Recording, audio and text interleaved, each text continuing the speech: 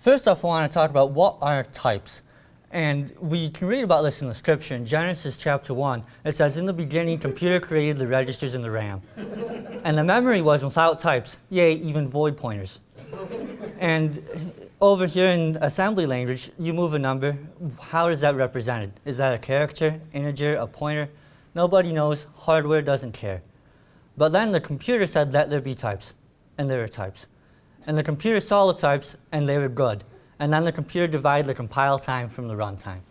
Now, as types were, people tried to get an understanding of types.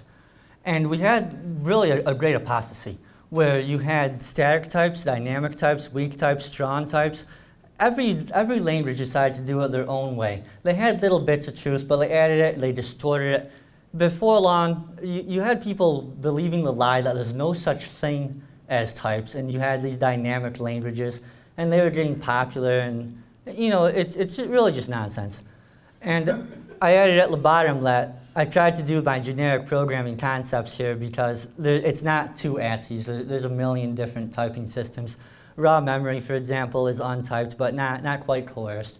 If you ask for a float from an integer in C, it'll truncate it and actually convert it. If you just reinterpret cast, you get something entirely different. So this is a very simplified thing. Now, Walter Bright was wondering, back as a young child, he was wondering, what typing system is true? Which one should he join? So he was thinking, and he remembered another scripture. That's James chapter 1, verse 5. And it says, "If any of ye lack wisdom, let him ask of the computer, who will give of all things liberally. And if ye upbraideth not, you will receive it." I'm sorry, that was the wrong James. And what happened then is Walter, he went out into the woods to ask the computer what happened. And you didn't tell who did it. But then what happened was there's a bright light above the brightness of the sun, and they descended upon him. And he beheld two pieces of computer equipment whose brightness and glory defied all description. And one said, pointing to the other, calling him by name, "This is my beloved monitor. Read it." The true typing model was then described through the great computer. There would be static types on the variables, no runtime overhead. This would be checked at compile time, so you don't have to run the program to see exceptions. By the way, when I write Ruby, it really bothers me that half my unit tests are basically saying if the types are correct. And that's something the compiler can just do. He also learned that there is a new thing called inferred typing, where we call this auto, but it's not necessarily auto. It can be invariant or immutable, shows how old I am. Immutable or const as well. You don't have to use auto. But it figures out the type from the right-hand side. And then a great computer sent Andre down to teach Walter about templates. And it came to pass that he added templates to the language, and it was good. We added static assert to get even more types, more than just what's built in. Now you can do custom error messages, which I was just talking about in the last talk on IRC. But what you're able to do is say, for example, if has method deallocate, then check the signature, and if it's wrong, static assert and issue a custom error message.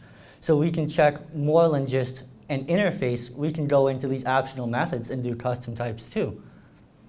And we can see that there's ongoing revelation of the fullness of the computer's plan of our happy programmer. It's a very good plan. We don't know it all yet, but we're getting there. And that brings me to the topic of today's talk, the opposite of that, implicitly coerced runtime tag typing in D.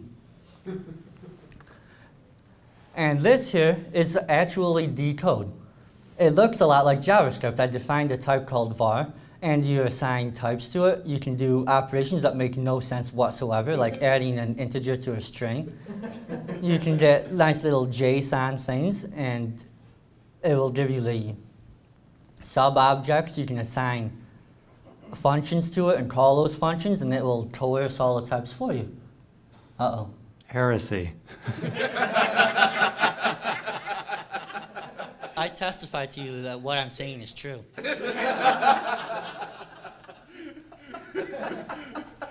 Now, as we do this, well, my friend Captain Kirk started to ask me a question.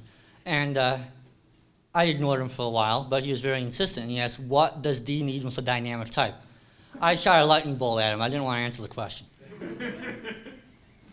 But there's actually a few legitimate uses for this. When reading databases or web APIs on the low level, you might want to get one of these runtime types. For example, pulling JSON from Twitter. There is actually a schema for that, but you don't necessarily know it on the low level. So you can add that on top of the dynamic type. When inside an interface, you cannot use templates. So if you want to send multiple types across one function, some kind of runtime tagging helps out with that. It's really cool when you're just prototyping something and you don't want to bother figuring out, like, again, the Twitter API. You know there's a schema, but you don't really care. You just want to get the tweets out of it. Sometimes you want to interface with some apostate, scripting languages, which use these false modes of typing. And it's really convenient to have something in D that matches that model. And then we just like to show off. And, you know, if you use the language, you push the limits, you learn it better. And these same techniques can be applied in other places. So there's really no such thing as wasting time as long as you're learning. And then, like I said earlier, the same true language that can do kernels can do this too. And I just think that's really cool. You could write a kernel using your var types in D. Now we need to start exploring the fullness of the type system. The dynamic tagging has a variety of options we can do. And std.variant and Phobos does some of it. I also wrote my JS var, which I was showing before. And there's plenty in between, so we'll look at the techniques. Now, the basic technique used in all of these is called a tagged union. You have a tag which tells you which type it has, and then some kind of data store holding the types. For example, I use union. It doesn't strictly have to be one, but that's the thing the compiler provides to overlap. So here you have an integer and a string. They hold the same bit of memory, and the type up top tells you which one is currently in there. And using one without the other is undefined behavior. So what we want to do is start adding some sugar to that. Now, std.variant does this slightly differently. Instead of storing an enum type, it stores a type info class, which the compiler will generate for you. And then you have a pointer to that data. And this type info void pointer combination is the way runtime types are checked throughout D runtime. So you'll see that. And std.variant also has a little buffer in there. So an integer doesn't have to be stored through a pointer. It's just stored right there locally. So now I want to talk about sugar. This is a cheesecake, and it is delicious. If you guys haven't eaten cheesecake, you want to. I never tried one until last August, and it was fantastic. But sugar is what makes these things usable. Let me tell you, cream cheese out of the package, meh. Cream cheese with sugar, fantastic. So talking about sugary treats, we have cookies, cake, pie, brownies, chocolate. They all go well with milk. Drink a lot of milk, you'll have strong bones. Well, we also need strong bones in D. And with that, we get our syntax sugar. And inside that dynamic type, if you had a naked tagged union, then it would probably not be ashamed because it doesn't know any better. But after you feed it some of that delicious sweet fruit, then it'll want to get dressed. Why did I say that? Anyway, once that sugar, you can dress it up and make it pretty.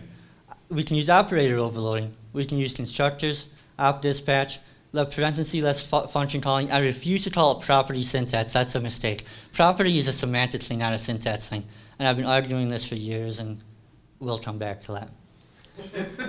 Those cute little Q string literals are actually really pretty in code editors. They don't get syntax highlighted, which means it kind of looks like it's a native object, like in JavaScript, but it's actually a string. And then you can parse that and do whatever you want with it. With templates, we can handle a whole bunch of type families with one function. And with that little parentheses-less template argument list, I was against this. I called it useless sugar. But it turns out not writing those parentheses makes templates feel a lot more natural. I see people ask, why do those function names have exclamation points in them? And they don't realize that it's templates, which means that they're not afraid of it. You just explain oh, it's a compile time parameter, and people tend to understand that pretty well. And then compile time reflection, and the fact that var isn't a keyword means I can define it myself. So let's go ahead and dive into it. Operator overloading in D is done by magic functions inside the aggregate. So you've got binary operations which have two arguments, this and the right-hand side. You got unary operations which just have this. And then you've got the variants for right, and there's also a sign, etc. So op binary here is like A plus B. And the way this is implemented is it checks the type on the dynamic thing, and if it's that, I will overload it myself so we can do dynamic overloading. And my thing clicks, so that was a mistake. I wrote this custom JavaScript to do my slides. And then op binary right is just B plus A when this is on the right-hand side. So I implemented it in terms of each other. So what I was just saying, we checked the types, and then we check for type families. And if we want to do open-endedness, it turns out the templates can do that too. For example, if we get the templated type here when it's assigned, take that opportunity to mix in some code that D itself will call for you. So for the variant, we get the native type and then just call the operator. And what that, hey look, a typo.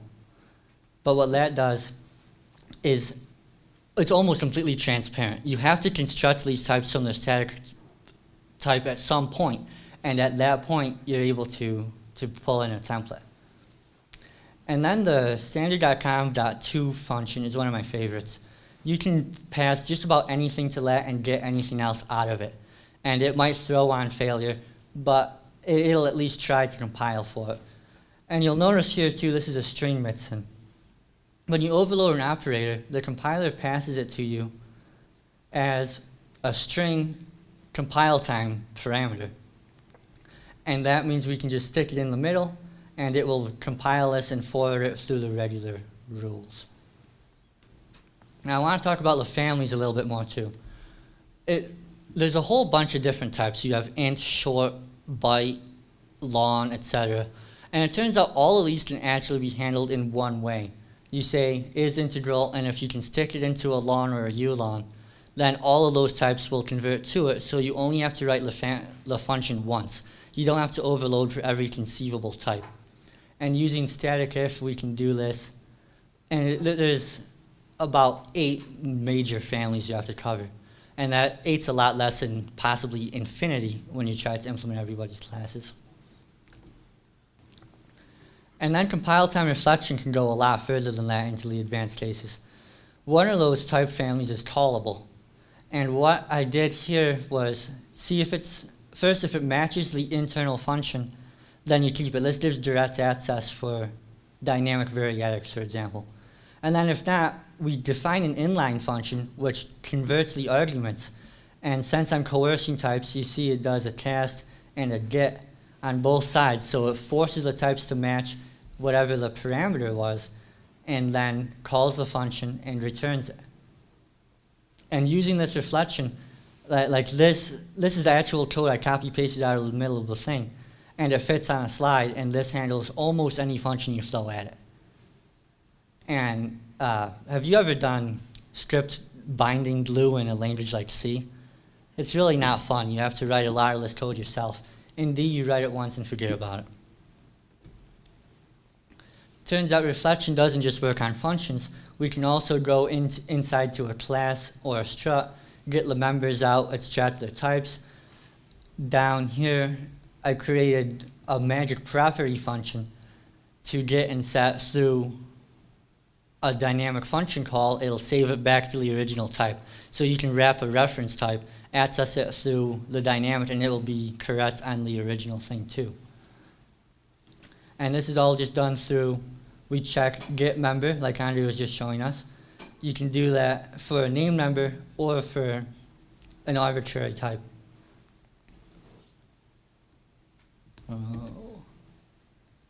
Op dispatch is another little fun operator we can overload.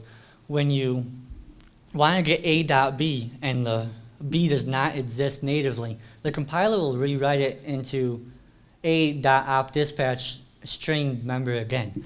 And this string template argument is something that, I've used it so much and I don't think all that much of it. But the compiler will pass you strings, you can pass your own strings to it, and it's extremely flexible. In this case, I just wanted to forward it to an associative array. So we take the compile time opdispatch and then punt it to runtime so we can handle it later. And that's a common pattern here. The compile time information can always be kicked to runtime just by putting it in an array like this. Now, one danger I hit, this is a quick copy-pasted slide too, but if you're inside a strut and you create a delegate and you try to access local variables, it's not going to work, and the compiler doesn't help you a whole lot. The reason is a delegate has 2 pointers inside, a function and a context. If you do it inside a strut, what's that context going to be? It'll be this. It tries to access strut members. But you can also get to local variables, and it's going to break horribly because the offsets are all wrong. So to work around that, I create a little static nested function. A static one no longer has a static context pointer. And so we're able to pass functions right into it and give it a list of things we want to close over.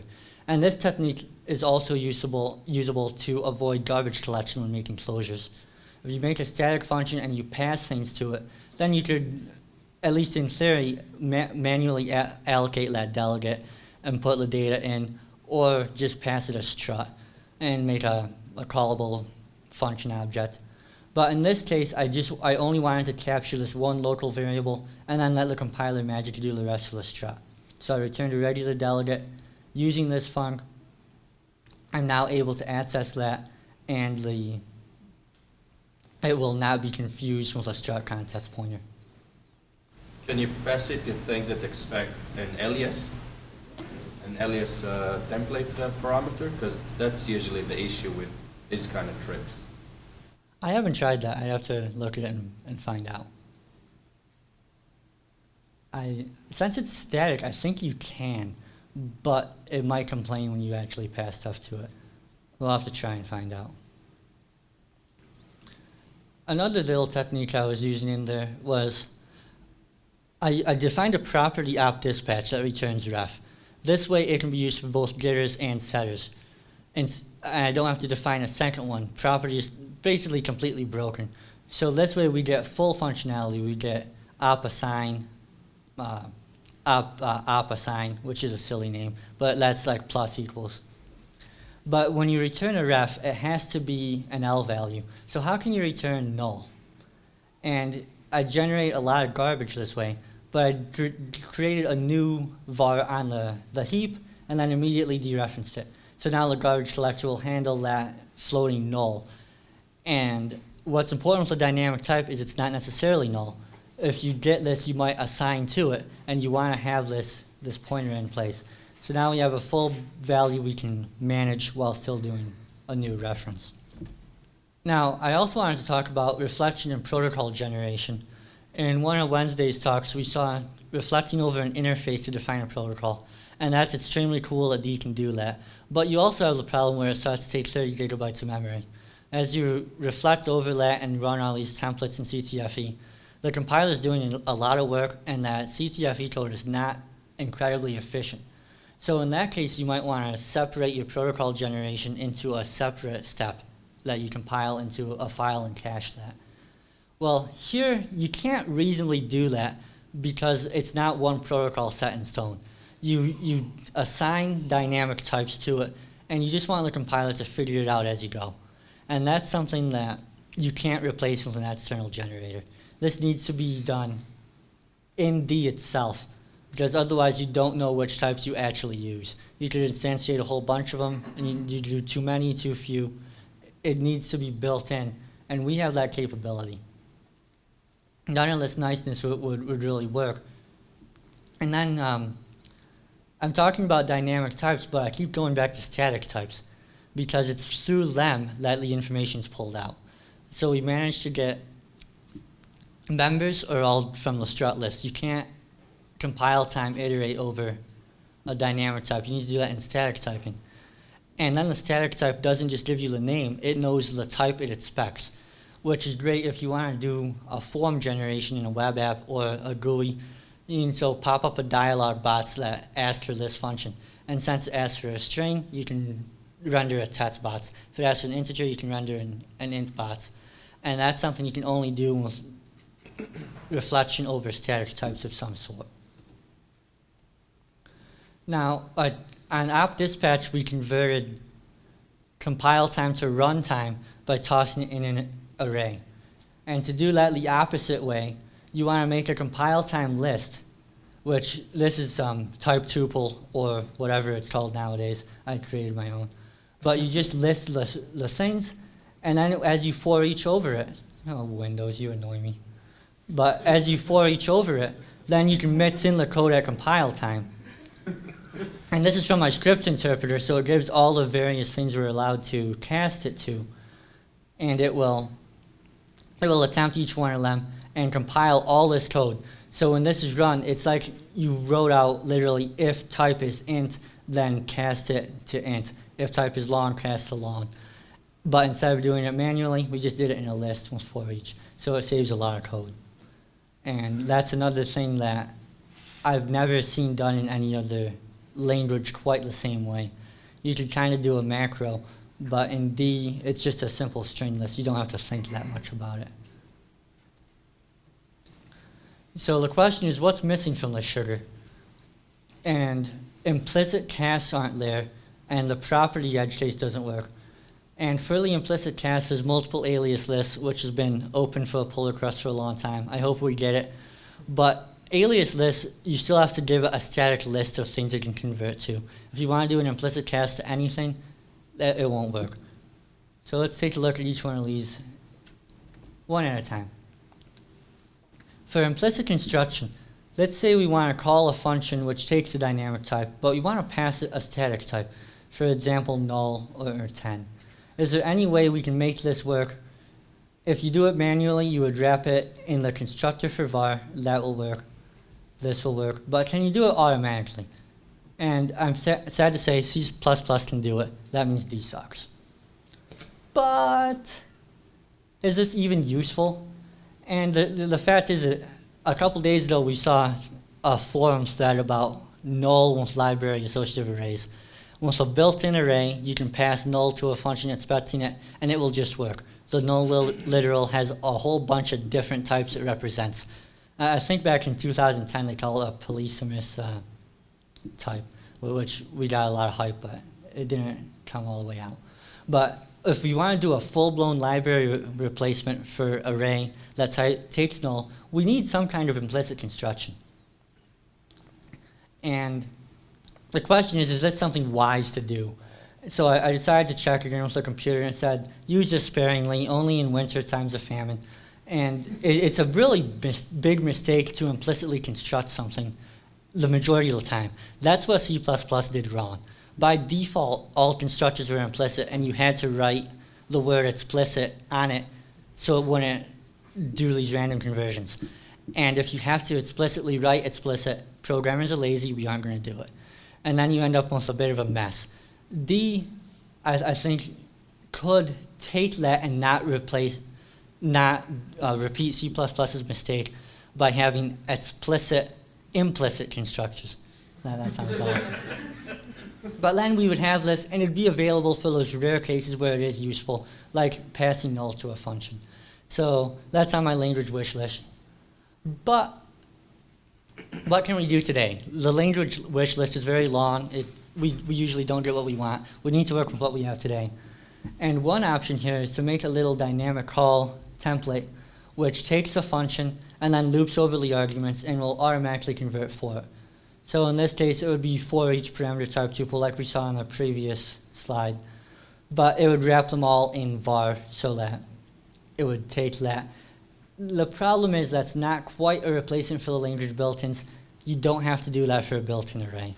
And so the implicit constructors would give us a new thing in the language that we can't do today, and it's arguably useful.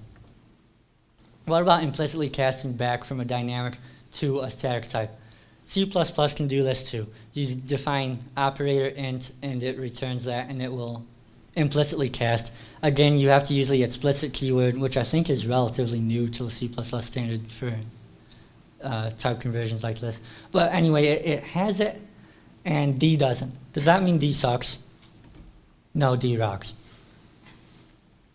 I actually think that implicit conversion from dynamic back to static is pretty much a waste of time.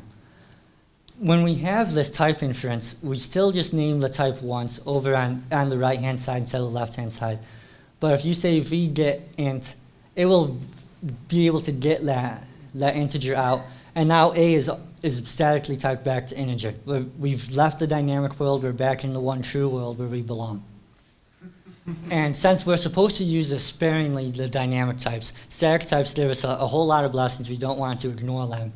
So I think having an explicit conversion back to the world actually makes sense. You can make sure, you could, for example, say if V actually fits this type, handle it, throw an exception, do some fallback. And so having the compiler actually tell you, no, int is not var, do something, tell me explicitly this is what you want, it'll work. And this works in the language today. So implicit construction doesn't, but implicit cast don't, and I don't think we really want them. Now the other big wartlow is property does not work on returning a callable. Remember my app dispatch, which can return anything. It might actually return a callable thing like a delegate, a function, or a function object. And if you call it with one set of parentheses today, it will basically do nothing. It's exactly the same as if you left them off. If you call it, you have to call it with two sets. First time to call prop, second time to call the return value. And that does not look like JavaScript, so it kind of breaks our dynamic type. And it's also just kind of confusing. And this is the single case where I think the property keyword should actually disambiguate. I don't care about the optional parentheses. I don't care about write ln equals 10. You can write bad code with any feature. Like it doesn't bother me. I understand people want to change that, and it kind of simplifies. But I don't want to break too much code. I use the optional parens a lot. But in this one case, we should be disambiguating this. And I want someone to write the code, and I don't want it to be me, because I've tried that. I've spent a lot of hours on it. It's not as easy as it looks. That's why we don't have it yet. So now let's take a look at how this dynamic type can actually be used. I made a little inspector program, and it has a script interpreter, and it can load save files, it can work with HTTP and so on. How did I wrap the functions? Well, this is literally code from it. Just give it a function that does the wrapping. So it pulls a JSON file and just converts it to a variable using, this is standard.file, and standard.json offers one of these. And I don't have to write a whole bunch of scriptable glue. I make the object, assign the function to it, similar to how you do it in a script file itself. But this is D, which means you have access to native files. Similarly, to save the file, here I defined a string and a dynamic variable, which is what the script would pass us, and I just converted it and saved it to a file. Again, how many languages do you know where you can do 5 lines and interact with a script language like that? I think it's really cool. I also wrote this HTTP library, which kind of simulates a browser. You navigate to a URI, you send requests, and then it's asynchronous, so you wait for completion. But can we wrap a complex library like that using reflection? Turns out, yes, we can. We take the string, send the request, and then wait for completion returns a response object, which has headers, body, and this is all statically typed, but I didn't have to write any explicit glue to convert that to the variable. It just automatically did that using compile time reflection. And I'll probably demo this at the end if time permits. Similarly, the script interpreter has a little function. You give it some code, you give it the global object, and it returns a var. But since var has a toString in it, you can pass it straight to write ln, and it interacts with the templates reasonably well. Now, one thing write.ln will use compile time reflection to look for a pop front call to see if it's an input range. And if so, it tries to call it.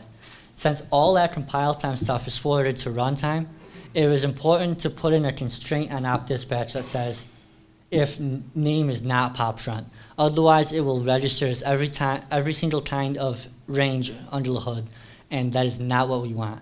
So there's a few places where compile time reflection can hurt us, and you just have to, again, use this somewhat sparingly, put some limits on it. But if you ever try to write this and you see an infinite loop, that's why put if not pop front. And I think I did this out of order. Maybe I didn't. So let me go ahead and show you some of that code, like what happens here.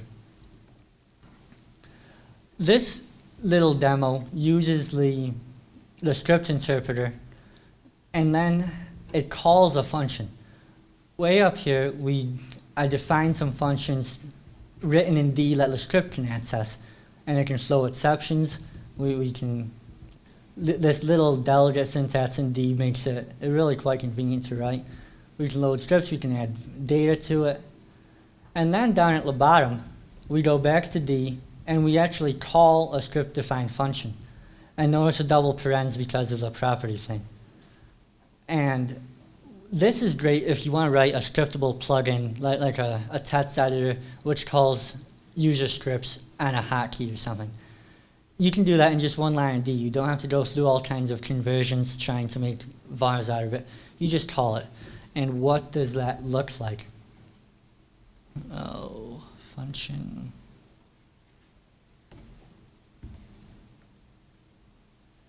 So as we run it, the script function was able to call which was defined in D.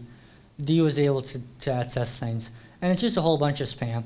But then the function C, if we go ahead and define that maybe my copy paste isn't working now, it's gonna throw. Copy, paste. So I defined a function C in my little script, and it just said write hello. Now when we terminate, it goes back to D. How did I do that? There it goes. And then you can see here that this little call to globals.c actually called my script function, and it said hello. And I just think that's really cool that we can do that and have the easiest integration I've ever seen. Another good example would be, I already showed that. Inside this inspection program,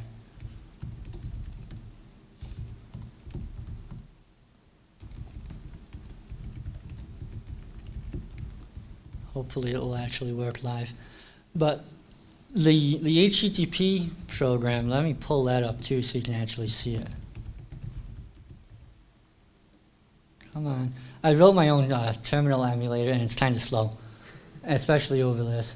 But when we do that, we get one of these monsters here, which is just a standard structure. And it shows us the response code, the status line, headers, etc. And then back over in the inspector, we see those same things. It was all converted to JSON automatically and printed out, and we can inspect that by, let's just put a variable name on this, a.code, and now we can go ahead and really dive deep into this JSON thing. And this little inspector program is about 150 lines of D, excluding the actual libraries. And that's the kind of thing where I think that's incredible. I don't think it's that easy to do in Python on its console. And in D, you're able to wrap a whole bunch of libraries automatically to your script. What else did I want to talk about? No, talked about that. And this is another little variable function. We can pass vars, default arguments work. That's because of the constructor and the strut. It's templated. I'll pull that up so you can see it. Yeah, I pretty much never actually finish anything, so I have a lot of fits me's in all my code, but people love it. And the constructor here, you see it just takes T, and then we forward to op assign, unless it's a variable, which you can just copy, no need to do special code. And this demonstrates the families of functions. If it's floating point, we set it to floating, and let the compiler do an implicit cast. The floating payload is real, the integral one is long. The compiler will go ahead and cast all of this for us. Here's the wrapping of a function. Not a lot of code. The return type here is because if you tried to call the var constructor with void, it would not work. So instead I did this as a two-step thing. Still not a lot of code though. If it's a string, std.conf can convert pretty much anything to a string. So we do that easily. Objects are handled somewhat specially. I did a special class which does operator overloading from the script, and that's what this is about. Other classes, it will wrap it up in a native object, which means it makes dynamic properties which forwards to the other properties, and it's almost transparent. For struts and associative arrays, it loops through them, gets all the members, and puts it right here into the dynamic type. So you can convert to and from structures. It's all done with this little bit of reflection code. And it's not a whole lot to write. For an array, loop over it, convert every one of them to a variable, and there you go. And then characters. You can see I called it UG because that's what I think whenever I work with UTF and Unicode. It's a pain. But it converts it all. Other operators overloading. To get the full syntax sugar, we want to overload as much as possible. And it turns out there's a bunch of functions, some of which are kind of silly named, like $. So much for the semantic names, right? But this fetches the length property, so it will work in slicing. Op assign is like plus equals. And the way I implemented this was it all went to a helper function, which passed the string op down, and then does a mixin. So this way I could do op assign, I could do op assign, the right-hand sides. It all just forwards to one function, which saves us a little bit of code time. This is not the maximally efficient way, by the way. If you construct a new var to add and then assign it, if you did it in place, you could save some time. But, this is ugly code. It doesn't have to be efficient. And by the way, that's another big benefit of D. You can write this kind of high-level inefficient stuff and then write the low-level efficient stuff in the same language. The in operator is a bizarre one. This is some value in an array, and it's generally used on associative arrays. So what I did here was forward it. I put the variable on the right-hand side, and then checked the properties associative array, which is just a plain var string. Apply is a function from JavaScript where you can pass arguments to it. So I did the same thing. You can call, and op call is how you overload the parentheses operator. So I forwarded that right to call. And this t ... thing means take as many template arguments as you want of whatever types you want, and it will stick them all over here. And when you forward it, it will automatically expand into the new call. Now this get is, when I talk about the implicit cast, this is the function I used instead. We say get exclamation point, any type you want, and then it looks at what we're storing at runtime. This is a runtime switch, and then it compares against what we're asking for and decides, is this something that we can reasonably do? If so, get it to the right family and return it. Object here, it will, let's see, struts. It will try to a constructor if it's available. That's what traits compiles does. If this code to constructor actually works, we can initialize it. If not, we don't. Otherwise, it looks through the tuple of, which is similar to get members, but it only has data members, and assigns based on our long runtime back to compile time mapping. And that's basically the thing. The dynamic type is just these handful of type families implemented over and over again to do not necessarily the right behavior, because it emulates JavaScript in places. It's hard to call JavaScript right, but it does what we want. And I believe that's basically all I wanted to show you guys. I'll open up. Are there any questions you have?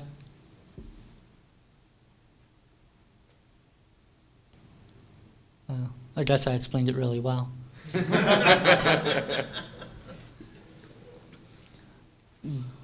Well, just to summarize again, each one of these individual techniques is not useful only here. We can use it to learn and apply it to our daily lives.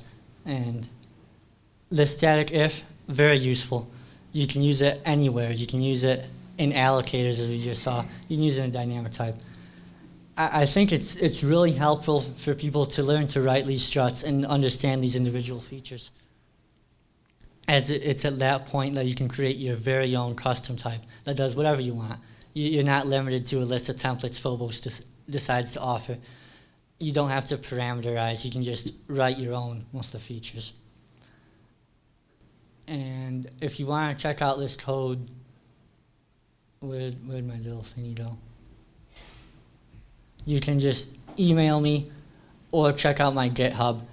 It's also in the This Week in D every week. I have links at the bottom that will lead you back to my stuff.